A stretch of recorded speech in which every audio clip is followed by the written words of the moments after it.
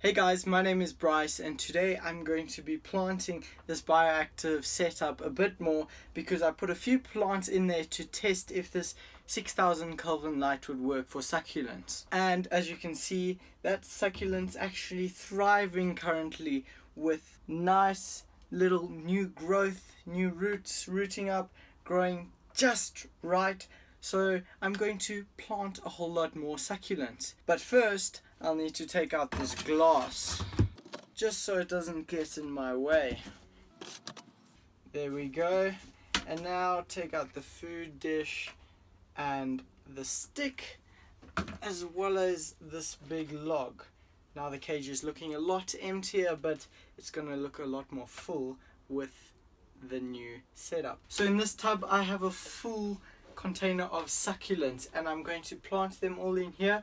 And these succulents I actually grew myself, so I know 100% that there's no pesticides sprayed, but I also did wash them just to be that much safer, as well as spray them with this stuff which was F10, or still is F10. Just gives it that nice disinfectant. Okay, so two of the things I'll be using is this water bowl and a scraping tool just to soften up this hard clay substrate. So now what I'll want to do is get all the plants in the enclosure and sort out where I want to plant everything. Remember, this side I'm not going to plant much because the drainage layer goes from here on out. So this succulent right here grows almost like a coverage. These two are both the same, but as you can see I trained them to grow high, but in this instant I'll train them to grow almost like a ground coverage. I don't think I'll use this big piece just yet. This is another cute little piece that I love.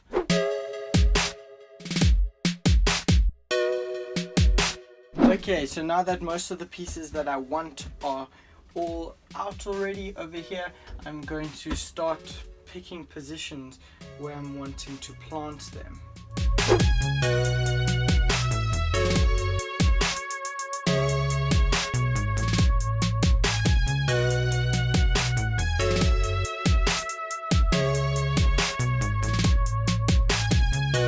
Just wet it a bit so it softens up, and then it's easily movable, as opposed to here it can't move at all.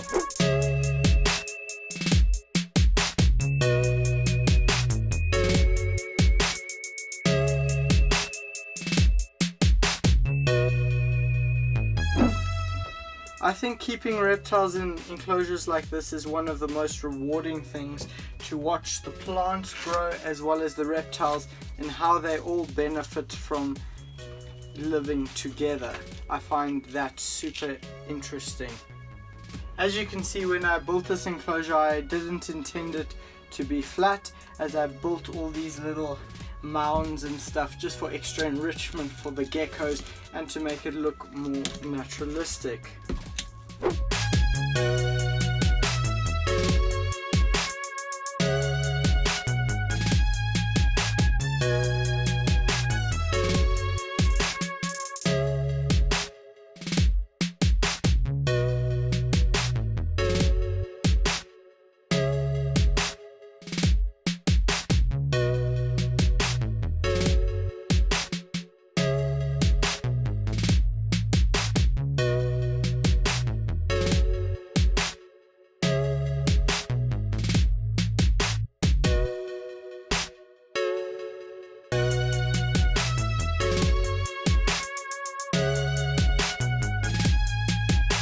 So guys, it's officially complete, and as you can see I just propped up this little one with a piece of wire, and I'll prop little other branches as we go along to make them grow in a certain way, just as this one needs to be propped up as well.